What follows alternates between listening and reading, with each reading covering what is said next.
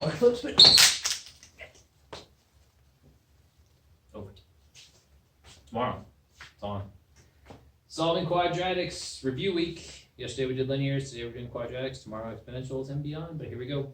Let's look at number 7 and 8 off of the worksheet. The worksheet is titled Using Quadratic Formula, but not every quadratic has to be solved with quadratic formula on the worksheet, so that's why I chose it. It's actually got a good mix.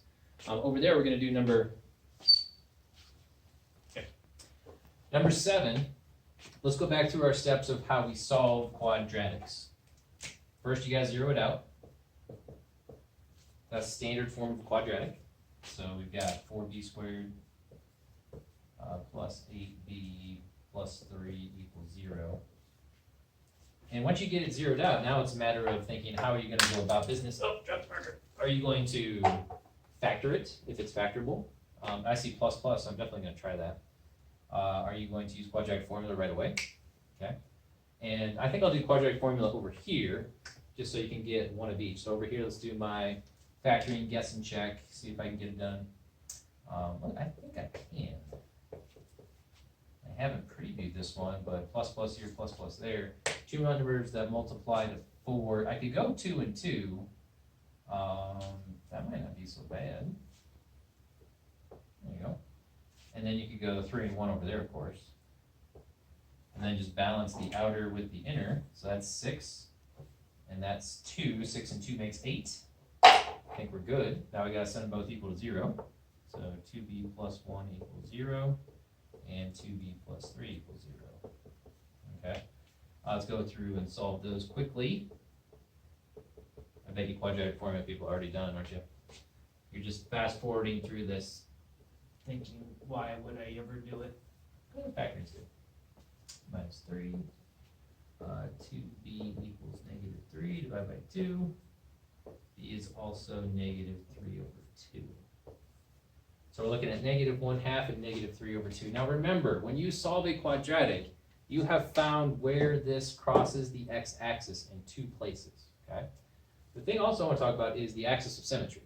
So that would tell you where the max or min is. Based on the a value is positive, we know it's one of these guys, the smiley face. And the question on the application problems, you guys are always, not always, sorry, a lot of you stumble on how do you find the max or the min, okay? Well, if you look at the axis of symmetry, which is the opposite of b over 2a, so that would be the opposite of 8 over 2 times 4. So that's what, negative 8 over 8 or negative 1, okay? So this would be where x is negative 1, but that doesn't tell me the exact location or the height, necessarily. You'd still have to take that negative 1, plug it back in. Actually, let's do it right here, okay? To there. In this case, b would be negative 1, and then you figure out the height, okay? So that's a lot of the times the questions are, where does it touch the x-axis and what's the max and the min? All right, let's come over here. Number 8, it's not zeroed out yet, so let's take a look at that.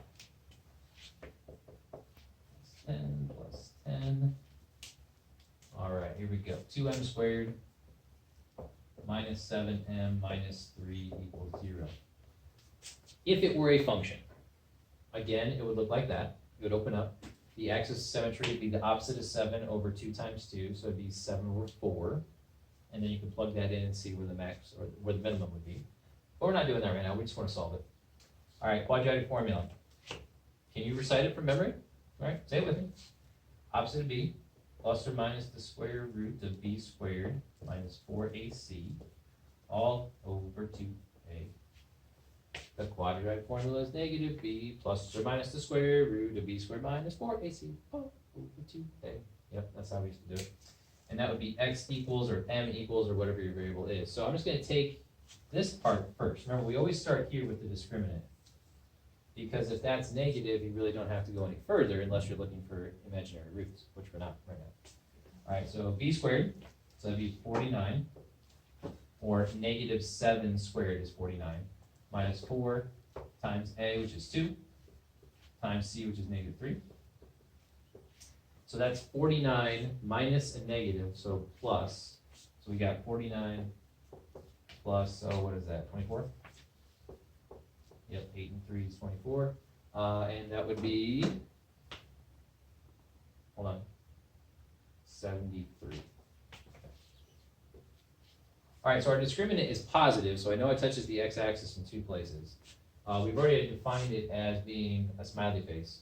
Now we just got to complete it, okay? So the 73 is the discriminant, so that goes underneath the radical, plus or minus. The opposite of b would be the opposite of negative 7, which is 7, all over 2 times a, which is 2 times 2 is 4. Okay. Now, if I peruse the answer key over here, hello answer key, it looks a lot like this. So the answer key left it in exact form, because once you approximate this, you know that it turns into an irrational number, and you can't actually get the exact value. So if you want to leave it like that, you could. For the sake of the answer key, they actually split it up into 2 solutions, one being the positive root. So if you're to do the calculation, you'd see the plus here. And then they put a comma and say, don't forget about subtracting the discriminant. So it has actually those 2 as the solution, okay? And even for what we're doing now, I'm fine leaving it like that. Just get that in the calculator correctly if you want to approximate. Which if it's an application problem, you definitely would. All right, so far we've done guess and check, we've done quadratic formula. We're gonna go over there and just decide what looks best and what we're gonna do.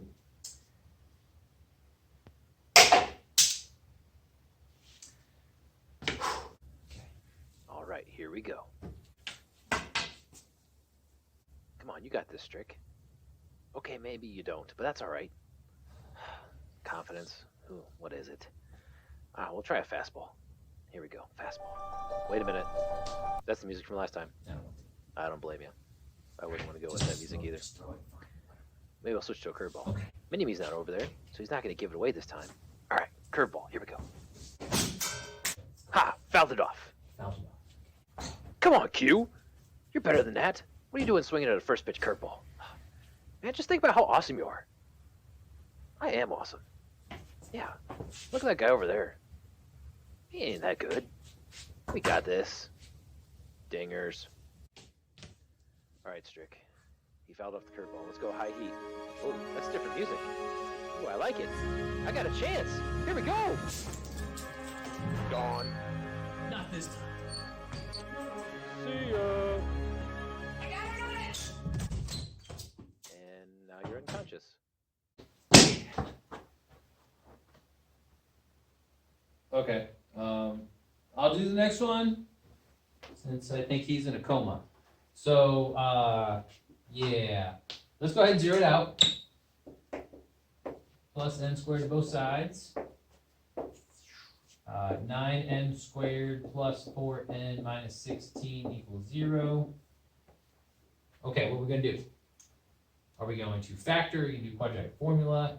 You always run the risk of factoring or not factoring, and then you have to go back to quadratic formula. So I think I'm just going to run with it right now. Let's go ahead and do the discriminant. So b squared minus 4 times a times c. Okay, that's 36 times 16. It's going to be plus, so you know it's going to be a positive discriminant. That's good. Let me calculate time. 576 plus 16 is 592. Now that is not a perfect square. 576 is. That's 24 times 24. But this is not. So we're going to go ahead and put the old square root on that. And then we need the opposite of b. Plus or minus 592 all over 2 times a, which would be 18. Okay, now if you look at this and you contrast that with the answer key, it might not say this, because let's take what we know about simplified radicals. Okay, so let's just focus on this part right here and do a little mini lesson on that and see if we can get that to simplify. Okay, so 592 splits up into, can you think of the greatest perfect square that goes into 592?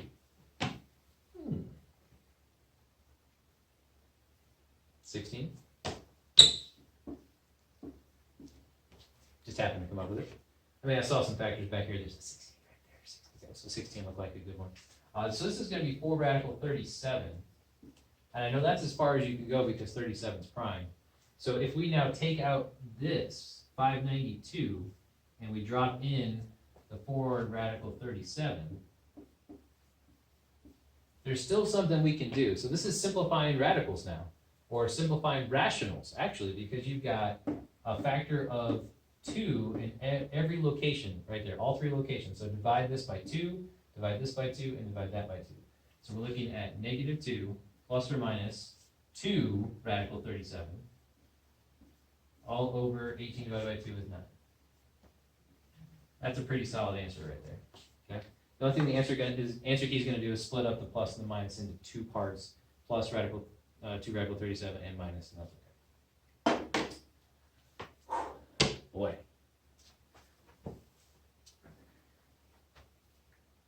There's green all over the classroom. Oh, so did the marker toss. Watch out! First time I missed. Well, since you've been here. Have a good Tuesday.